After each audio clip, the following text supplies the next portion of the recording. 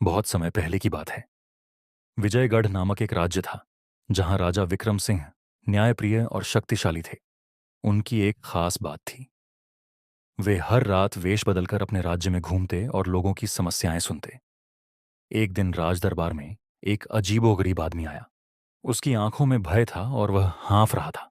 वह दरबार के बीच आकर घुटनों के बल गिर पड़ा और कांपती आवाज में बोला, महाराज, मेरी जान खतरे में है, कृपया मेरी मदद करें। राजा ने उससे नाम पूछा। वह बोला, मेरा नाम माधव है और मैं इस राज्य का सबसे आलसी आदमी हूं।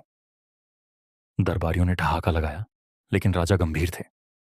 उन्होंने पूछा, तुम्हारी जान को किससे खतरा है?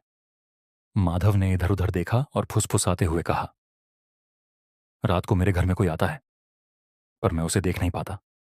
जब भी आंखें खोलता हूं, कोई नहीं होता, लेकिन सुबह उठता हूं तो चीजें इधर उधर बिखरी होती हैं। मुझे लगता है कि कोई मुझे मारने की साजिश कर रहा है। राजा को यह दिलचस्प लगा। उन्होंने माधव से कहा, आज रात मैं तुम्हारे घर आऊंगा, देखते हैं ये रहस्य क्या है।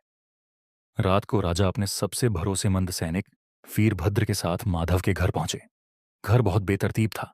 चारों ओर जालें, बर्तन गिरे हुए और मिट्टी की मोटी परत। राजा समझ गए कि माधव सच में बहुत आलसी था। वे छुपकर इंतजार करने लगे। आधी रात हुई। अचानक ठंडी हवा चली और माधव जमीन पर लुढ़क गया, जैसे किसी ने उसे धक्का दिया हो। लेकिन राजा को कुछ दिखाई नहीं दिया। तभी माधव जोर से चिल्लाया, देखा, कुछ तो है यहां। राजा ने मशाल जलाई और दीवारों को गौर से देखा। अचानक उन्होंने देखा कि माधव के घर में एक गुप्त दरवाजा था। उन्होंने वीरभद्र को इशारा किया। जैसे ही उन्होंने दरवाजा खोला, एक संकरी सुरंग दिखी, जो सीधे महल की ओर जाती थी। राजा चौंक गए। उन्होंने सोचा, अगर यह सुरंग सीधे महल जाती है तो इसका मतलब कोई बड़ी साजिश हो सकती है। वे सुरंग में घुसे और धीरे धीरे आगे बढ़ने लगे। रास्ते में जगह जगह मिट्टी के ढेर और पुराने दीपक पड़े थे। कुछ दूर जाने के बाद वे एक बड़े कक्ष में पहुंचे, जहां कई लोग खड़े थे। उनमें से एक व्यक्ति वही था जो राजा के दरबार में मुंशी का काम करता था। सुबीर। राजा को देखते ही सुबीर घबरा गया। वीरभद्र ने झपट कर उसे पकड़ लिया। राजा गरजते हुए बोले, यह क्या हो रहा है? यह सुरंग क्यों बनाई गई है? सुबीर कांपते हुए बोला, मुझे क्षमा करें जुर महाराज, यह सुरंग महल तक जाती है और इसे दुश्मन राज्य के राजा ने बनवाया था।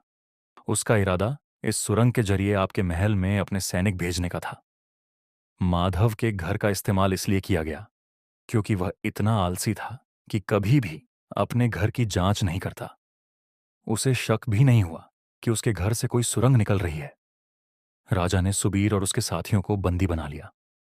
उन्होंने माधव की ओर देखा और कहा, आज तुम्हारी आलसी आदत ने हमें बड़ी साजिश से बचा लिया। अगर तुम मेहनती होते तो शायद पहले ही इस सुरंग का पता चल जाता और दुश्मन हमारे महल पर हमला कर चुका होता। राजा ने माधव को इनाम दिया, लेकिन साथ ही उसे एक सीख भी दी। उन्होंने कहा, आलसी रहना भी कभी कभी किस्मत से फायदेमंद हो सकता है, लेकिन जीवन में सफलता के लिए मेहनत जरूरी है। इसके बाद माधव ने अपनी आलसी आदतें छोड़ दीं और महल के पुस्तकालय में काम करने लगा। उसने मेहनत करके खुद को बदल लिया